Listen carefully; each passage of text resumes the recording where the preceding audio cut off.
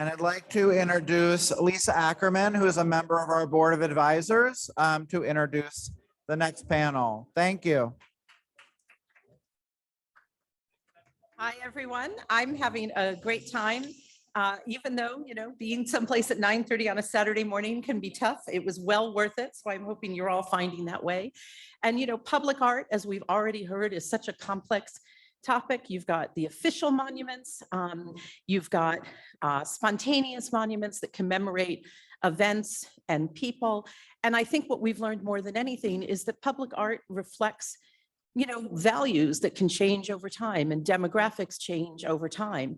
And so public art can also recede into the background as we rush from place to place, and it may not always telegraph those messages that were very commonplace and understood in 1920, but in 2020, we may have forgotten who Balto was or why we have a dog sculpture in the middle of Central Park. And so I think, what we're learning more and more is that buildings are important, history is important, people are important, but our understanding of place changes dramatically over time. And so I think we're going to explore, even more interestingly in this next session, the various kinds of public art that there are, including art that we may think is public, but is actually private. And I think Jonathan gave a good example of that in the Bronx, where there's a monument, but then there's actually private property, but you can see the sculpture. So public art can be more porous than we think.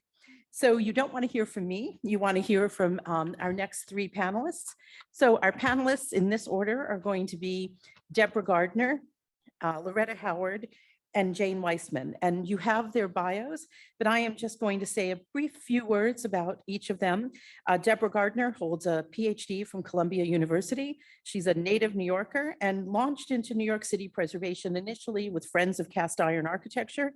She later served on the Preservation Committee of the Municipal Art Society, and she spent 5 years on the New York City Landmarks Preservation Commission. So she's a historian and a curator of the Roosevelt House at Hunter College, and she creates exhibits tied to the legacies of Franklin and Eleanor Roosevelt. Our speaker after Deborah will be Loretta Howard, Executive Director and co-creator of On the Spot NYC, Stories of Pioneering Women Artists, founded in 2021. And if we think public art can recede from the background, I think I can say without hesitation that many times women artists fade into obscurity much more than they should. And I'm sure we're going to be learning illuminating things this morning. And our final speaker in the session is Jane Weissman, co-director of the Community Mural Collective, Art Makers, Inc. She's the co-author of On the Wall, 4 Decades of Community Murals of New York City, which was published in 2009. And she curated the traveling exhibition, Images of the African Diaspora in New York City Community Murals, most recently on view in France and Senegal. And she has curated numerous other exhibitions and has written extensively. So I'm really looking forward to hearing from our speakers. And with that, I'm going to turn it over to Deborah.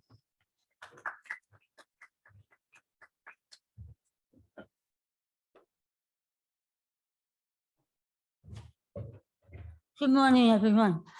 I'm sure everyone is familiar with the New Deal, which is the very short phrase representing the important work of the Roosevelt administration in the 1930s to rebuild the American economy and rebuild the morale of the American people, to put people back to work, to improve their health, to make it possible for them to enjoy culture, to employ everyone from a ditch digger to a dam builder to an artist.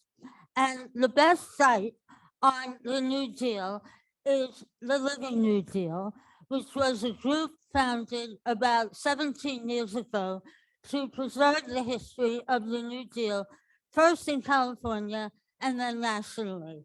And what they found was that it wasn't enough to remind people of what the sites were, but to tell them why these sites existed and how they transformed American life and how they're still meaningful today.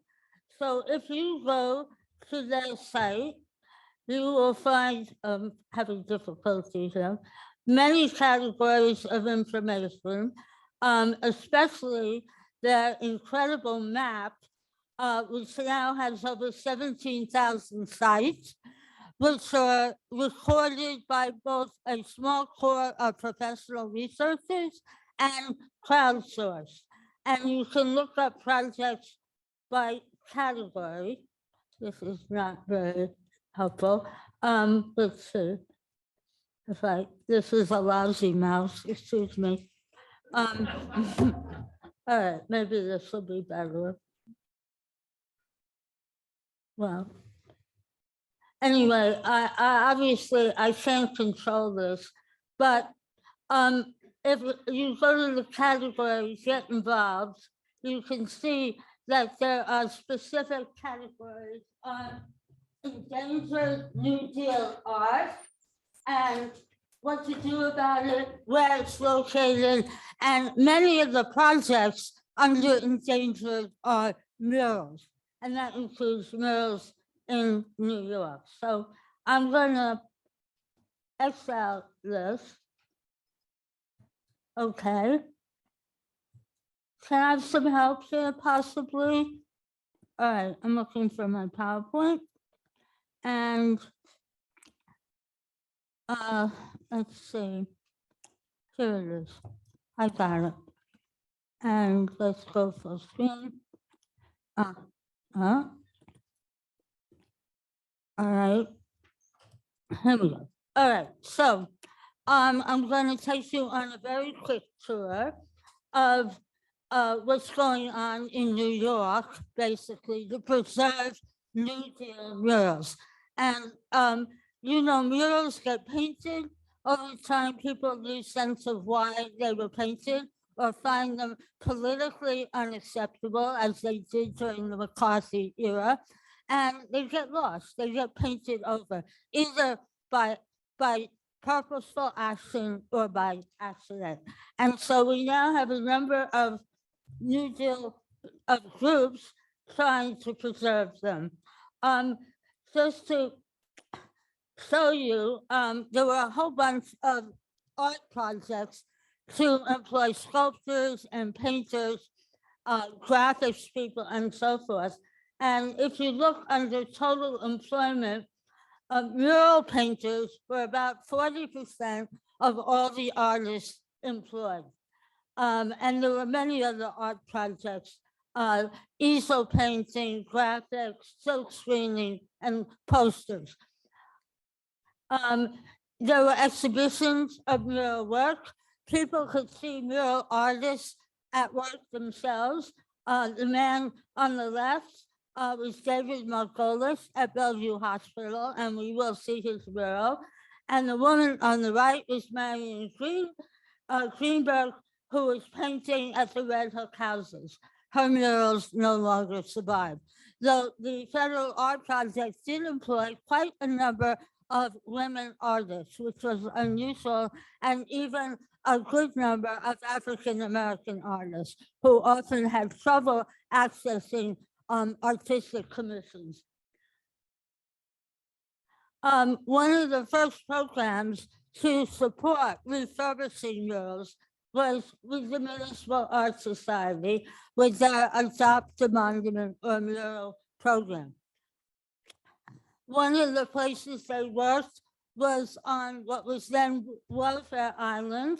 You may recognize the hospital that was torn down to be replaced by Cornell Tech, which had a whole series of murals, some of which were gone and some of which were rescued, including this abstraction by Ilya Bolotowski. Abstract murals were definitely not popular. Most murals recorded local history, what was called the American scene. But in New York, there was a director of the program who was quite accommodating. And so there were a number of abstract murals that were done. And this one was actually rescued. It was recovered and restored, and it is now at Cornell Tech. So while it's in beautiful condition, you can't just walk in and see it. So there is a fine line now between rescue and access in a number of places. Not all murals are publicly accessible. And this is very true for the number of murals done in New York City schools, which still exist. You cannot just walk in and see them, but they are being preserved. Another agency that is doing a great deal to preserve New Deal murals is Health and Hospitals Corporation, which has a huge program of collection of art from including contemporary art, and takes their charge to preserve murals in the 18 hospitals where they were done during the New Deal. Let's see. This just mentions their art collection. And I recently did an exhibit, which is not yet online, which you will be able to see in a few months, on the murals of the hospitals of the New Deal. This was a children's ward in a hospital and at Corlier's Hook, and you can see all the walls are covered with murals. So one mural project might have a dozen murals as part of it. One artist or a dozen, one artist with assistants. And these are the size of the original murals with reproductions based on Alice in Wonderland. And here you can see exactly how big. They were painted oil on canvas. Most murals were painted on canvas. There were very few that were true frescoes done on the wall. It's obviously easier to take out oil on canvas and reconserve them. This is just another panel. Now, New York City Department of Education is also working on preserving its murals. They have a huge collection ranging from before the New Deal to the present. You can go to their site. You can see they're doing conservation work. Here you see before and after. And you can also search their site for a particular artist. I looked for Lucienne Block, who did work at the old GW High School. It's a full room of murals around the walls, and they're in beautiful condition, but you can't just walk in. I managed to finagle my way one Saturday and photograph them. And then you can see more of them in the exhibit online at Roosevelt House called The New Deal in New York. Now, the best place to look for New Deal sites in New York specifically is this incredible site, The New Deal in New York, which lists more than 1,000. And you can look by category, and you will find out, in fact, the first category on the list is art, with the murals listed below, whether or not they're a stat. Some of the sites, if you go click on them, you'll be directed to the Living New Deal site. Others have entries that are original. And the Marine Air Terminal, you may well have already seen, one of the largest in the city, and it was painted over in the early 1950s. And the artist was lucky enough to be alive when it was rediscovered and refurbished in the 1980s. And then at Roosevelt House, we are all things New Deal all the time. I hope you'll come and visit. Go to our website, find our exhibits.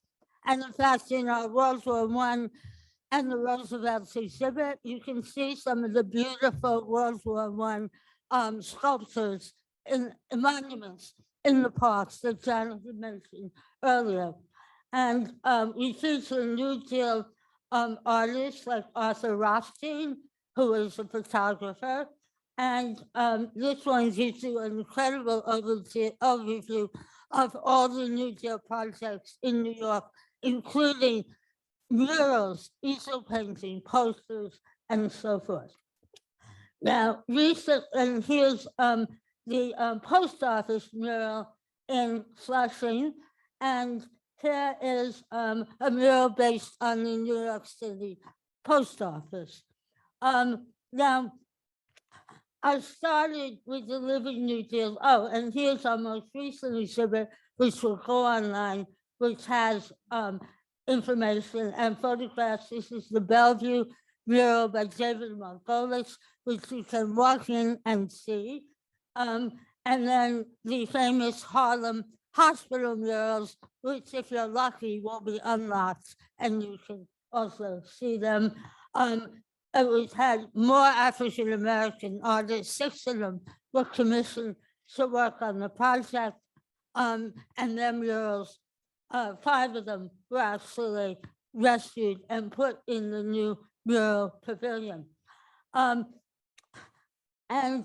This just, I don't know why I have this here, except to mention on the bottom right, we have a new exhibit opening on the preservation of Roosevelt House itself, a New York City landmark, which will be open as of Thursday. So those of you interested in architectural preservation should come to that. I was very involved with that. Here's an announcement about it. And then finally, I'm going to mention that the Living New Deal has a chapter in New York, which we founded a few years ago to promote New Deal identification in the city. Our first project was to try and get these little plaques up on the 11 parks that were built, the 11 pools that were opened in the summer of 1936 and didn't mention the New Deal. Well, we work with parks. Here's one of them, and you can see the information panel in the photo on the right, to the right of the door. We didn't get quite what we wanted. They mentioned the WPA, but Jonathan, you didn't mention the New Deal, which I think is a terrible omission. So we will talk to you more about that in the future. Okay, I have maps afterwards. These were produced by the Living New Deal on New York City site. So after the session is over, you can come get these. Thank you.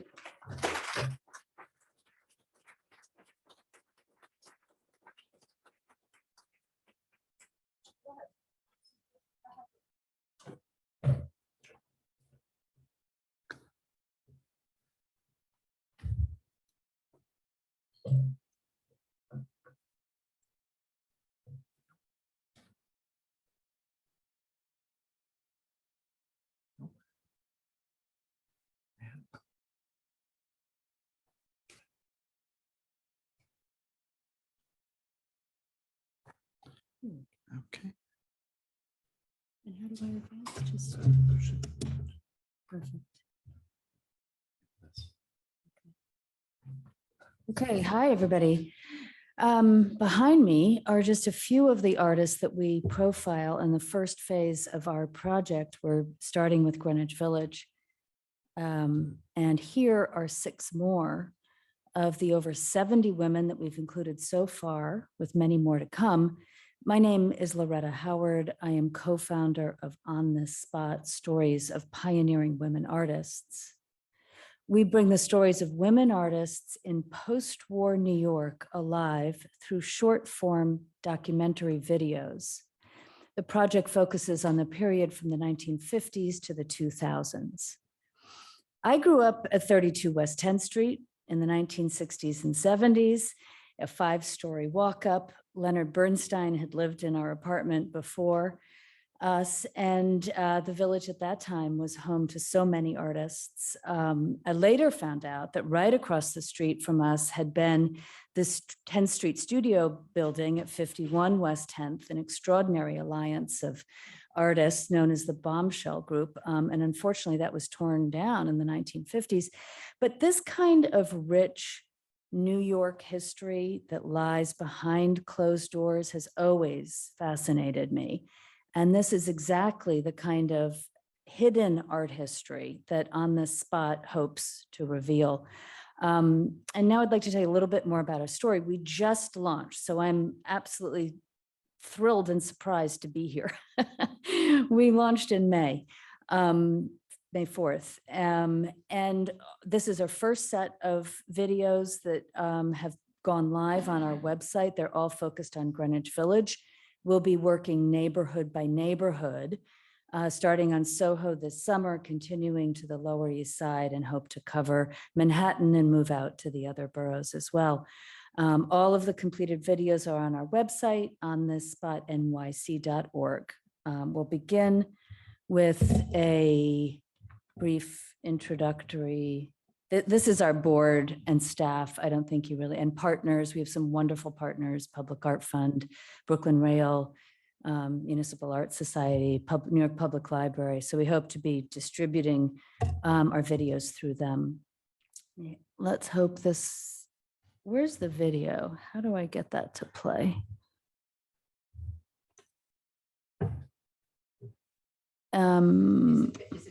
It's embedded, yeah. So hover towards the bottom of your slide. Uh-huh. On the lower left. If you hover the mouse over there, it should work. I see. See the little arrow icon for the video? I do not. I see someone coming to help me. Oh, good. Thank you, Lisa.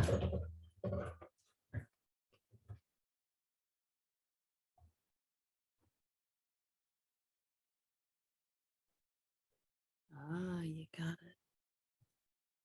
On This Spot, New York City, stories of pioneering women artists.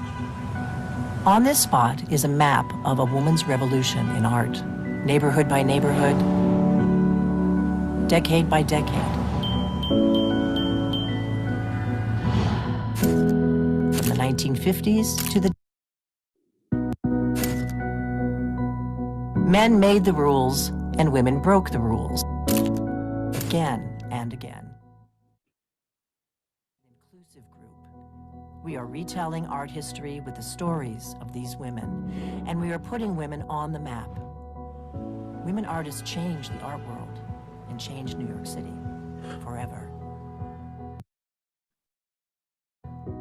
We take you there, behind the closed doors, the cold water flats, the lofts of Soho, the clubs and the cafes of the village, the galleries, Lower East Side, Chelsea, Uptown, Downtown, where it happened, how it happened, on this spot. Come with us and meet the women artists who broke boundaries, women who astonished the city and astonished the world. These are their stories, and these are their places. Stand on the spot where history was made. I don't know why that was double audio. Please watch it on a, yeah, doubling it up. Yeah, please watch it on the website again, and then we'll return with your help. There's one more video we'll be playing later, so I might need your help on that. Nope.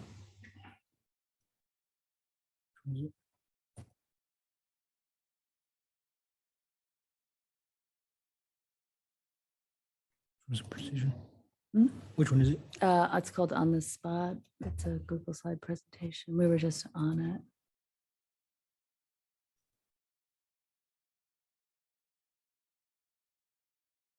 Well, while he's finding the slides, I'll just go ahead. Does that make sense? Yeah. So my partner and co-creator is a man named Tony Gans. That's perfect. Thank you. Tony grew up in a New York family of legendary art collectors, and few collectors have the art historical knowledge and serious engagement with art that Tony and his family has. And Tony and his wife Gail are both well-known movie producers, and so it's no accident that On This Spot is at its root a film project. And Tony understands that good film can have an enormous effect on shaping beliefs and values. And because we are an art project, we wanted to be as visual as possible. But what I think I'll skip the origin story for the most part, which is just to say that Tony and his wife had been in London looking at the blue plaques and then came back to New York and said, he couldn't imagine a wonderful idea in the city of New York, which of course in the post-war period has extraordinary art history that's largely unmarked. And so we, poked around a little bit, trying to figure out how to do that. And the prospect of trying to convince New York landlords to allow us to put commemorative plaques in their buildings seemed to be a lot more trouble than it was worth. And not only that, there was something about the idea that felt a little tired in terms of stories, and they were mostly about men, and we could only tell very few of them. So we suggested biographical videos. They are 2 to 3 minutes at the most, and we make them widely accessible through all platforms. So we thought it was a brilliant idea. No plaques, no landlords. And we began making a list of artists, men and women, and then realized that really underappreciated, underacknowledged, undervalued stories that had not been told over and over and over again were those of the women. So this format allowed us to reclaim and recenter women in art history, particularly in the context thinking, here of preservation. I only have 5 minutes, my goodness. Okay, so our motivation is that women continue to be underrepresented in the art world despite the perception of gains. Here we see Hedda Stern in 1951. She is the lone woman abstract expressionist in the group called the Irascibles. Talk about gender inequality. This photo is a striking pictorial statement. Women are still underrepresented. The recent numbers show a study by Burns Halpern released this past December that only 11% of the artists represented in museum collections are by women, and only 0.5% were by Black American women artists. We're seeing high profile exhibitions, back to this, which is wonderful, but as this other chart points out, there is an entrenched system of sexism and racism. I'm going to move quickly because I'm quickly out of time. But in 2018, Mary Gabrielle published 9th Street Women. I don't know if anybody's read it. It's 700 pages, but it's really fabulous. And we were inspired by the struggle of these women artists to make it in a man's world. So we're taking a page out of her story of retelling and reclaiming art history for women, centering them in narratives where they had previously been sidelined. But our mission is to broaden recognition for more women and tell hundreds of stories.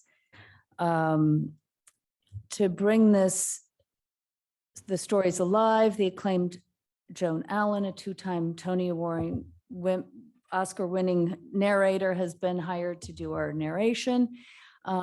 So why are we using short form video? Sorry, that's this slide. It's incredibly popular, the fastest growing form of entertainment in the world. They're engaging, they're accessible, they're easy to share. As I said, they're only 2 to 3 minutes long. And this length is long enough to hold people's attention, which is shorter and shorter these days, but also substantial enough to convey, in fact, a great deal. We hope that through this format, we can reach millions of people. Our posters, which I have outside, have a QR code, which takes you right to the website, and they'll be on YouTube, Vimeo, Instagram. I wanted to show you a quick video if we have time, and it's not too complicated. But it might be too complicated. So please watch our videos. That's all I'll say. There's women that you know, like Joan Mitchell and Helen Frankenthaler, but there are things about them that I bet you didn't know in these videos, right? Like Joan Mitchell was a nationally ranked figure skater. Who knew that? And think about it. How does that affect how we might think about her paintings? or there's wonderful stories about, say, Selma Burke, a Black female sculptor who did a portrait of FDR, which she claims was used for the US dime, and she never got credit for it. Minnie Okubo, Japanese American, who might have written the first graphic novel that we know, who was a Japanese American interned, came to the village to write her account called Citizen 13660. That's one of our videos. So we have, I think, a lot of flexibility using this kind of format. We're going to, cover the city. We can double back and do other neighborhoods. We can make corrections. We can move forward in the 21st century. We can go to other disciplines. I mean, I hope I think it's very engaging and something that many people will enjoy. So sorry I couldn't show you that video, but please watch them. Thank you so much.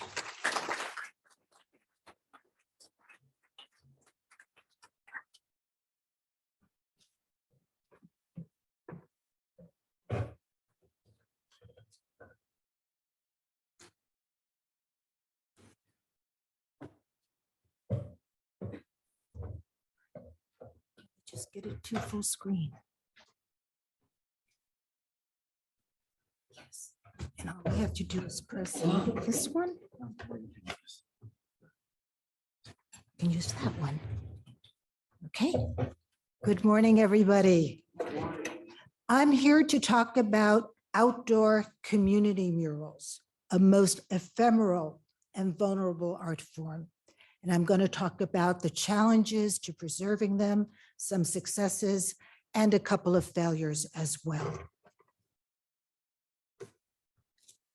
Mike Alowitz, a political artist, famously said, "When we make art in the studio, we assert our humanity. When we make art in public, we assert our existence as social beings." Whoops, wrong one. Pablo Neruda, the great Chilean poet and activist, nailed it.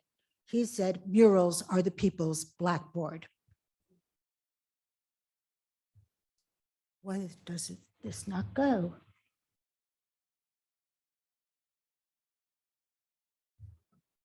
Okay. Should we try that? No. Help me.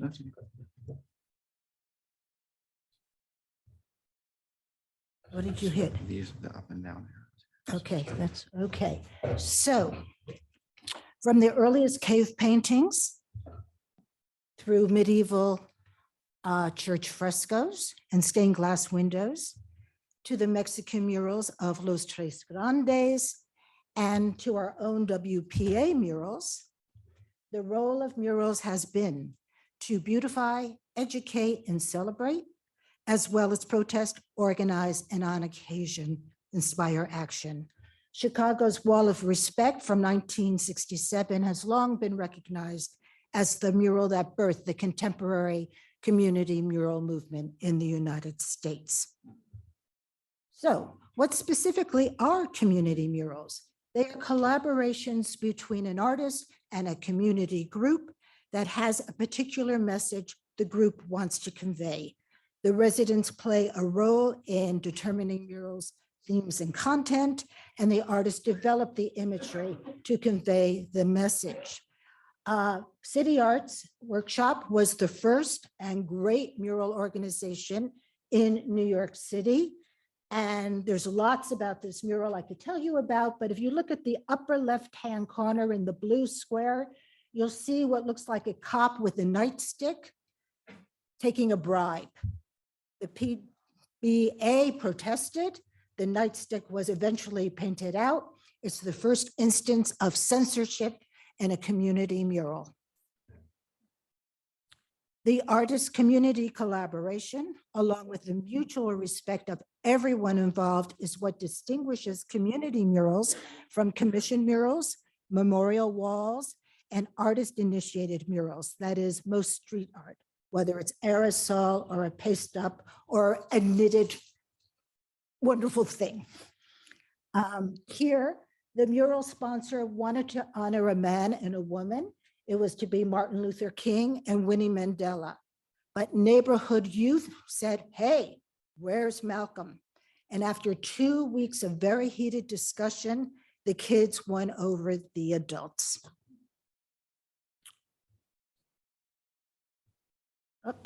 Okay.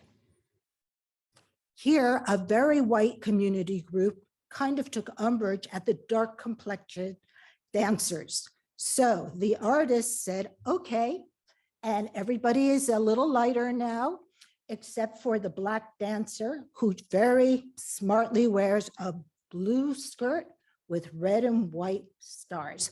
Very American. Next. Okay.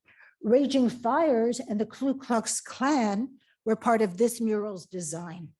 But the Klan, the community group said, whoa, we don't want this. And really, if we were Jews, would we want swastikas? So the artist complied. He also tamped down the Raging Fires, but he felt that the original design was stronger, if not more provocative. This is now the oldest community mural in New York City. It was one of City Art's series of ethnic murals. The idea was to express cultural identification, group solidarity, and racial pride. If you see an asterisk next to the mural name, it means it exists. Most community murals, especially the older ones, no longer exist. People notice murals around them. When I tell people I'm a muralist, they say, ah, there's one in my neighborhood. I pass one to work. They tell me when it was painted. They tell me what it meant to them. They tell me when it faded. They tell me when it disappeared. While some murals last for decades, others disappear within a few years. Community murals, especially exterior ones, are a most ephemeral art form. We might physically lose the murals, but how? But it's imperative that we do not lose their memory, and that we do through books, websites, exhibitions, and talks like this. Murals are vulnerable to weather, sun, wind, rain, air pollution. I think we all experience that whoa moment coming across this mural where the mural, this trompe-l'oeil mural, extends the actual facade of 114 Prince Street. Unfortunately, you can see on the right, it's completely deteriorated, terribly tagged, and the time for preservation is very much long gone.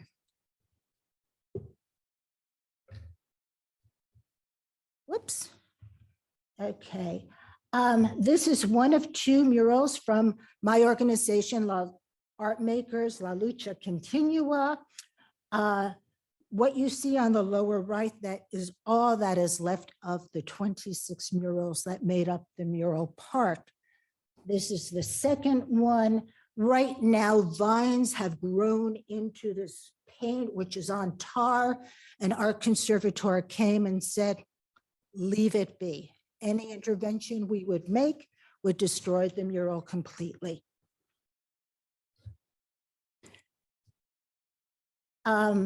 This mural from 1977 disappeared 5 years later because of leaks in the wall. It happens all the time. Repairs destroy murals. Here, the mural was tarred over. This is what it looked like in 1985. But then Art Makers came in and created La Lucha. And here we see the collective mural and 6 smaller murals, but they disappeared to a few years later, again, due to leaks and tarred over wall. The building was purchased by new people. They renovated it. This is what's on that wall now. But to my mind, it was created without any community input at all. So, and buildings come down, buildings go up, destroying murals, blocking murals. This had been the second oldest community mural in the city on the Lower East Side. It was a community icon. In November of 2016, boom, it was whitewashed. The community was outraged. It was done in the dead of night. The developer said, well, there was some falling paint. We wanted to protect the residents, huh? And besides, the building was going to come down anyway. Nice guy. This mural was blocked by development, and now all we see is that lovely young woman on the far eastern, well, I guess it's the southern end. And at the very end, the end figures can now be seen by the people who live in the new building.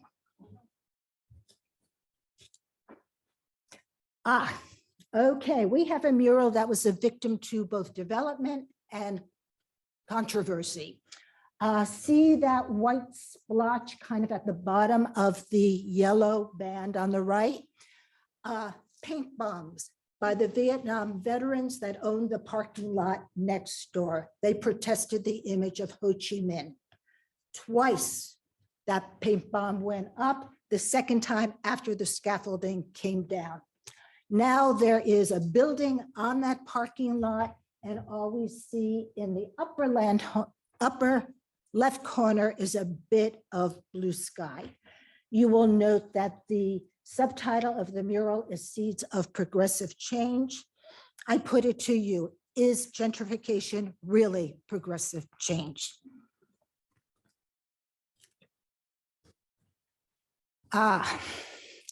Controversy is usually limited to specific imagery, and the artist and a group can sit down and work out a solution. But as in extreme cases, as seen here, murals can be whitewashed in the dead of night by a small group of neighbors in conflict with the larger majority who have reviewed and approved the design. Pathfinder was painted by 80 artists from 20 countries.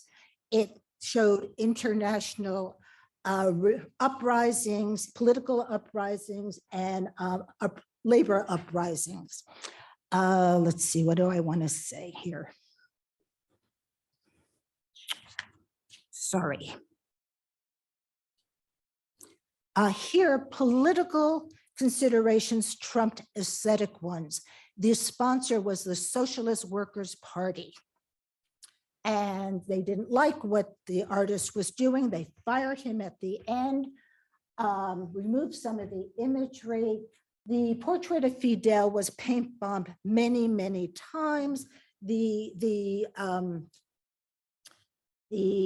Finally, they put a 24-hour guard. And then in 1996, they completely whitewashed the wall. Here, this is in Queens. We should talk about this. In St. Albans, the artists realized that the mural was deteriorating, but City Arts Workshop over time had changed its name and its mission and said, sure, you can restore it, but we'd like a fee. So the artists went to the Block Association, which funded the mural and the restoration, put up new boards, repainted it, and gave it a new name. Can I just finish two?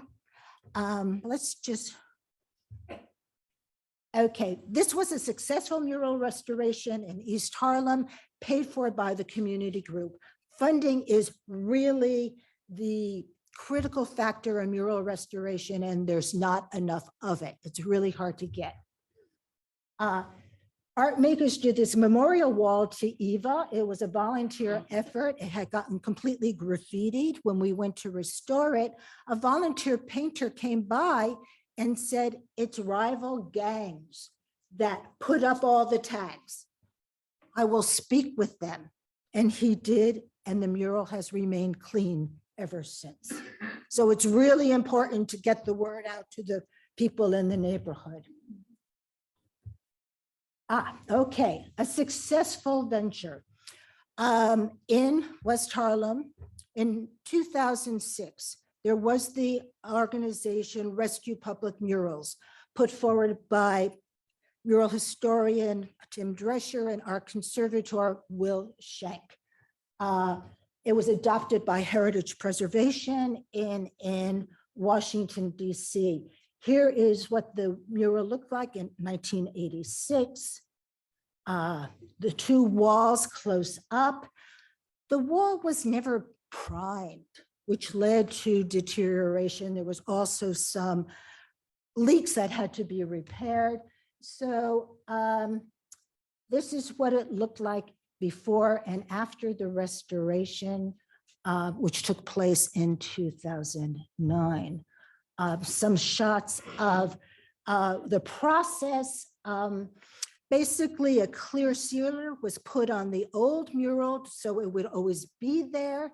And it also served as a guide for the artist to recreate the mural because that was the only method of preservation.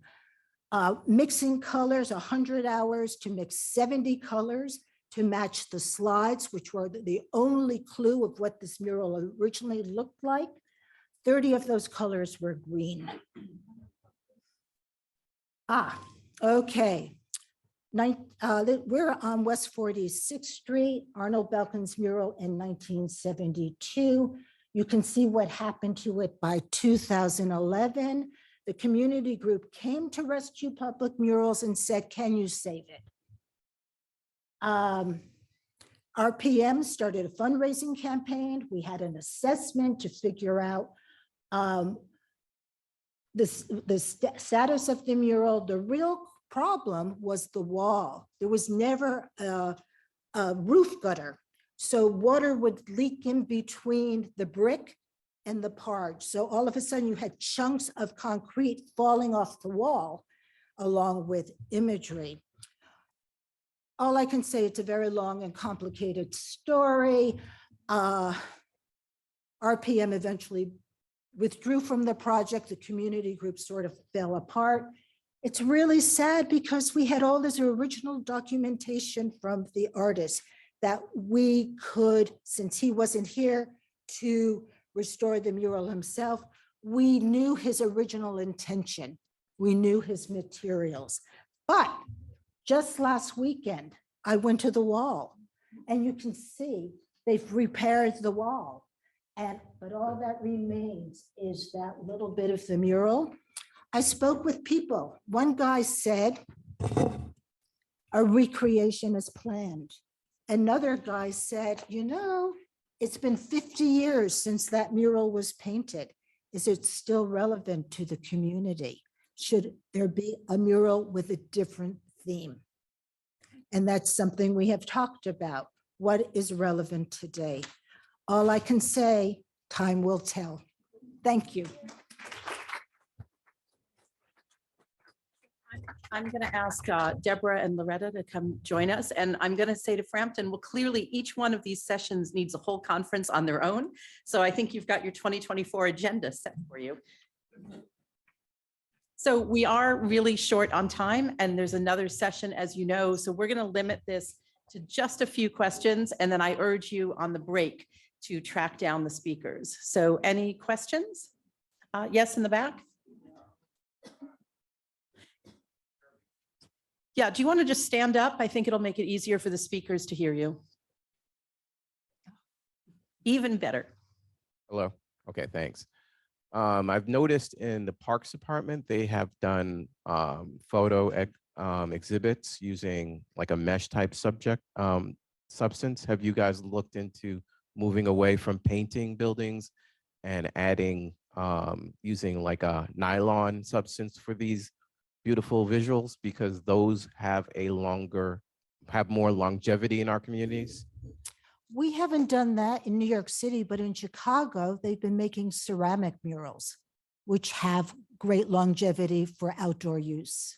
Also, I'd like to point out before I let the next person engage you, I think Landmarks has I think this coming Tuesday has we'll be discussing murals in their, I think at their weekly or monthly reports. I can't remember the scheduling that. You may want to reach out to them, and because there are issues with, I believe the Landmarks has issues with placing murals on landmark buildings, which is possibly another discussion of itself. But Well, no mural goes up without permission from the building owner, and it's rare that a building is on a city-owned property. well, And they- they're usually contracts that kind of lay out certain stipulations during the mural's lifetime. well, and permits they- are also required for landmark buildings for murals. All right, we don't, well, we've never worked on a landmark building. Yes. No, the woman behind you and then you. Yep, yes, you first. Hi, I have so many, thank you. I have so many questions. One question I have though is about the dialogue, the negotiations between the artist and those who decide. So I have a question about who decides. I have a question who gets to decide. I have a question about dissent. I have a question about, so I'm trying to put it all together so that you could bring it all together. Expressing dissent, let me rephrase that, expressing dissent and leaving it up so that others can engage with that dissent. And also ephemeral. So you were talking, these are fragile, and what do we, memorials that are ephemeral, and how do we sort of think about that, or is that in fact a dichotomy? Okay, in a community, artists and community members meet. We want a mural about this. We kind of would like to honor this or that person, maybe. The artist comes back with a drawing. And sometimes the community will say, this is great, or they'll say, it's not really what we wanted. I could give you a long history about the Martin Winnie Mandela / Malcolm mural. It didn't start out even looking like that. Forget about who was going to be honored. There is dissent. You sit down and you work it out. It happened with Remember the Dream. No Klansmen. The artist wasn't thrilled, but he was working with the community. That question goes back to the New Deal also. Many of the artists actually spoke with people in the institutions where they were doing the murals. So it wasn't just a one-sided process of them walking in and saying, oh, I'm going to do a mural. There was often controversy also because the mural designs had to be approved by a whole group of people, including the head of the institution, as well as the federal agency. The Harlem Hospital murals were the most famous controversy, where the head of the hospital said they had too much Negro content, and who knew if Harlem was going to be Black in 20 years. The artists organized very effective protests with many white allies, and they basically got their way. Ben Shahn designed a mural for the Rikers Penitentiary, which I guess was too sympathetic or too graphic on the history of punishment, and it got nixed and not painted. So this idea that communities and people in charge have a lot of say started even before, obviously, the New Deal, but was more public then and does continue today. One aspect of community murals, which I think should be brought out, is that many times in the new wave of recent community murals, especially those funded for health institutions, people who are not artists participate in painting the murals. The Lori Tisch Illumination Fund has sponsored and is continuing to sponsor a whole bunch of community murals where this kind of participation has been added. So that's yet another dimension of interaction between the community and the final product. Great. So this is our last question. Go Yeah. ahead. I've often wondered, why do these murals deteriorate? Because you see signs, like advertisements from many years ago, still on the walls of some of these buildings, like old cigarette ads and all that stuff. They're still intact after all the weather and everything. And yet you see graffiti all around, and some of that graffiti's been on the walls for many, many years. Why is it that they last so long and the murals don't? Well, I think a lot of the old advertising on the buildings are kind of ghosts of what they were. So they haven't been tagged as has just been said. The older murals were done with the oil-based paint, and those actually, that paint lasted long, but it was toxic. So people are using acrylics, and not all the colors are long lasting. Some of the reds are not, depending on the brand of paint. But the weather and the wind and the leaks, take their toll, and air pollution.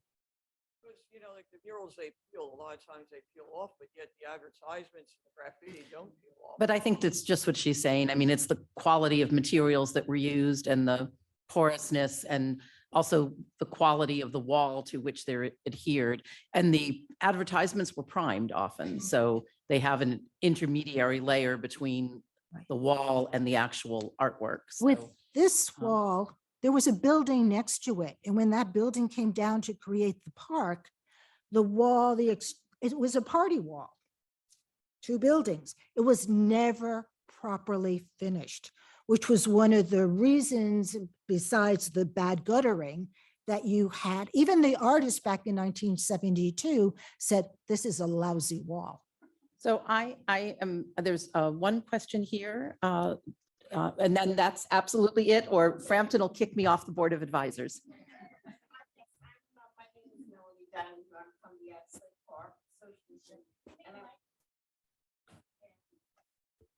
Thank you. Good afternoon. My name is Melanie Donahue. I'm from the Slate Park Association, and my question is in regard to one of our community murals, which was shown, the A.G. Johnson at the Long Island Railroad in the St. Albans area. Yes. And one side was refurbished, but the other was not. And the Long Island Railroad, I understood, had something to do with that. What can be done, because it is a very important part of our Okay. community? There were 2 murals under the underpass. Correct. The one of the history of St. Albans that had the staircase that went to nowhere, Yes. that was actually renovated before St. Albans' greatest hits. So that was done a couple of years before, I guess in early 2000. It needs work again.